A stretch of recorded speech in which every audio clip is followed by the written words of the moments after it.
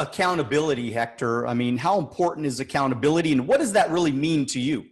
Okay, well, accountability is huge. One of the things, if you're a leader, you have to be really, really relentless about holding the right people accountable. You don't need to hold every single person in your base shop accountable, but you need to hold the right people. Those ones that are motivated, those ones that tell you, I want to be an RVP, those ones that say, I want to get big, I want to make 100 or 200 or 500 or $1 million a year. Those people, you need to hold them super ultra accountable. And that's what I did. I would, constantly be in contact with those people. In the early stages, I called everybody, either that night when I got home, and if it wasn't too late, then I'd call them in the morning. So hey, Rick, how'd it go last night? Hey, Gary, how'd it go last night? Hey, George, how'd it go last night? Tell me what you did. Who did you see? When are you going to close them? How many people you got coming to the meeting? How many people you got coming to Saturday training? I was always on top of people, really, really on top of them. And if people didn't like it, then I knew they weren't motivated. So I stopped doing it. I didn't worry about those people. I worried about only the ones that were motivated. As a theme right here, right? I keep talking about that because it's a huge thing that if you get this, you're gonna see some great movement in your business. So I think accountability is huge. And if you're not willing to be accountable, then you're not serious about being successful in Primerica. You're just not serious. You're a poser. So you need to be okay with that. And a lot of people have a problem with it because it exposes them, and they don't like being exposed. And I've had tons of people who started being accountable when I started holding them accountable and calling them and stuff. And then pretty soon they stop being accountable. They stop checking their numbers. You can see it. They just stop doing it. And that's because they're really not that motivated. They don't want to be big. If they wanted to be big, if you're going to be a Navy SEAL, there's a show called SEAL Team on TV, which is probably one of my favorite shows on TV. The discipline that and it's very realistic. In fact, somebody that was a Navy SEAL said that it's very accurate to what it actually happens. But the thing they have in common is their preparation's ridiculous. It's just incredible how they prepare for battle, and their accountability is ridiculous. They're super accountable to each other and to the team and all that. And it's basically the same thing. If you're going to build, you should be thinking about building a SEAL team in your base shop. Who's the SEAL team? Who are the people that are the most committed, the ones that you're going to take into battle, that they're going to have your back. They're going to do what's necessary. They're going to do the preparation necessary to be successful and win. In our thing, we don't go into battle. We go across the kitchen table. That's our battle is the kitchen table, or now the Zoom internet thing, whatever. But the bottom line, that's where the rubber meets the road for us. How are we going to do when we get into battle? When they say, I want to think about it, or I'm not a salesperson, or I don't do business on the first night, or all that kind of stuff. What's your preparation level to deal with that? That's what you got to be willing to do. Talk to us about that's huge, Hector. I mean, I love that. I mean, I think that's the great separator between the ones that make it and the ones that don't, are the ones that are super accountable. I called you every day for 5 years. I called you every single day. And I think that, and although it was just maybe a 1 minute conversation or 30 seconds, it wasn't a long conversation every day. It was just, hey, look, Hector, this is what I'm doing. This is what I got going. I just wrote this sale. I mean, a lot of people know me today in the company from those early voice tell conversations that we would have, and you would send them out to the entire company. But it was every single day, results. Didn't get a result. If I didn't get a result, I would say, hey, Hector, I didn't get a result. This is what they said. And then you would say, hey, Daniel, next time try this. Next time think about saying this. Maybe you might want to do it this way. And by the way, Hector, a lot of people don't realize that most of that training was when I was already an RVP. Right. If you think about it. So, a lot of people, they go RVP, they get a big head, they think they know everything.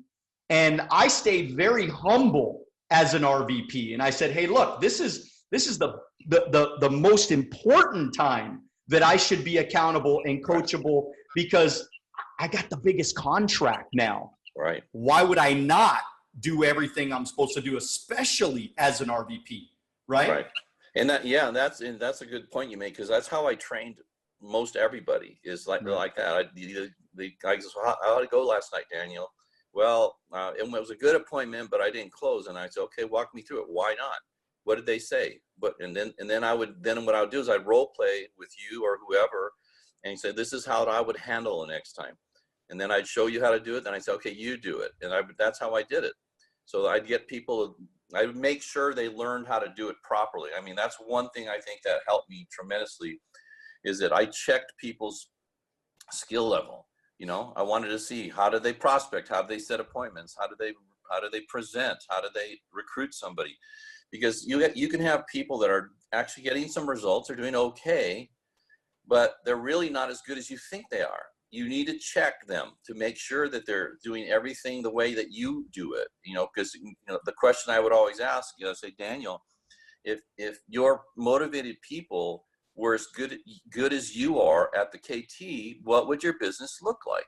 Well, the question for somebody that's good like you is always, well, it'd be unbelievable.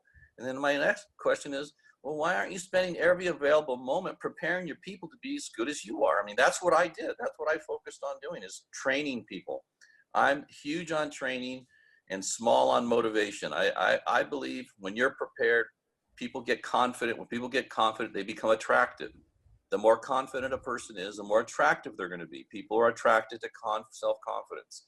And so that's what you've got to get people's skill level way up, so that they become confident and attractive to other people, and they know what they're doing. That's a huge thing. You should be paying really close attention to your motivated people, and make sure, check their skill level, check the way they do everything. And you'll find, right away, you can see why they're doing well or why they're not doing well, and where they can improve. And little by little, you help people improve and improve until finally you go, heck, man, you're as good as I am. I'd buy from you, or I'd join you. That's what you want to do. You want to get as many people as possible to that super high level of competency. And then that's how you develop RVPs. That's how you do it. That's how you duplicate yourself. And before you know it, you have an RVP team. And then if you do a really good job, your leaders learn how to develop leaders through what you taught them to do, which is what you've done and a lot of other people have done. So that's what you want to do. It's always about, you can't have a great company, Daniel, without great people. There's no such thing as a great company that doesn't have great people. And you can't have great people unless they know what they're doing and they're super confident. So I paid an enormous amount of attention to developing people. Because at that point, I knew I was closing, 80, 90 to 100% of the, when I was in a qualified appointment, it was very rare for me not to close a transaction. Or if I really wanted to recruit a particular individual, it's very rare for me not to be able to recruit that person.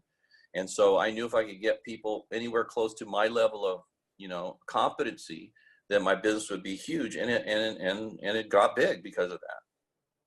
That's huge. That's huge, man. Talk to us about saving money, man. How important is it to save money, and how glad are you that you saved your money? Well, it's huge. I've talked to you about that all the time. I've talked to you about that for years and years, and you've done a great job in that area. One of the big problems I see in Primerica is people, they're really into the bling, the fancy car, the fancy house, the fancy this, the fancy that. And my thing was, I'm working my tail off. I don't want to have to redo this again later. I'm going to make sure that I get debt free, which I have been since 1988 probably.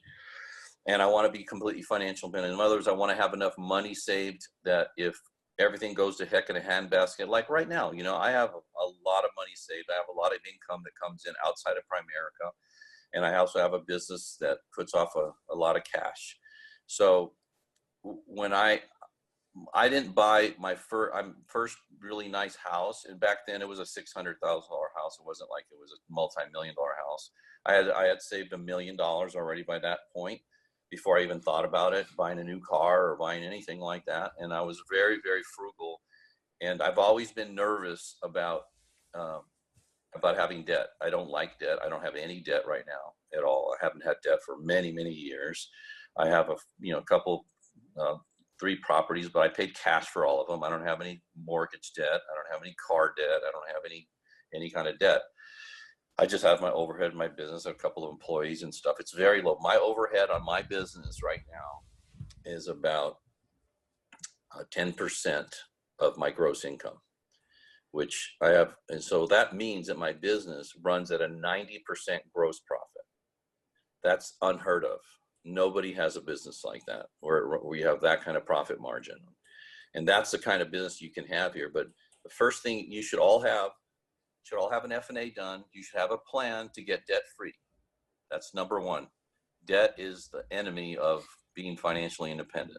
And number two, you should have a plan for getting wealthy, saving and investing, being very, very, very conscious of how to save and invest, and be slow to increase your overhead. Be very slow to increase, especially in the early years. Be super slow about that. You start making, all of a sudden somebody starts making 10, 15, 20 grand a month, they got to buy the Mercedes and all that. Well, don't do that. No, nobody cares anyways. You think that's what recruits people and gets people going, but it's not. What gets people going is teaching them how to make money, getting them to make money. You teach people how to make money, they don't care what kind of car you drive or what house you live in. You teach people how to make more money and get their financial life in order. That's what people are really, the right people anyways, are into. Okay, that's one of the challenges I think with social media is there's so much of this goofy bling bling stuff going on that way before they're ready to do it. Now, if you're making big money and you're making $1 million, $2 million, and you want to drive a Mercedes and you want to live in a nicer neighborhood, do it. Then it's not a problem. Just go do it. But wait until you set yourself up first.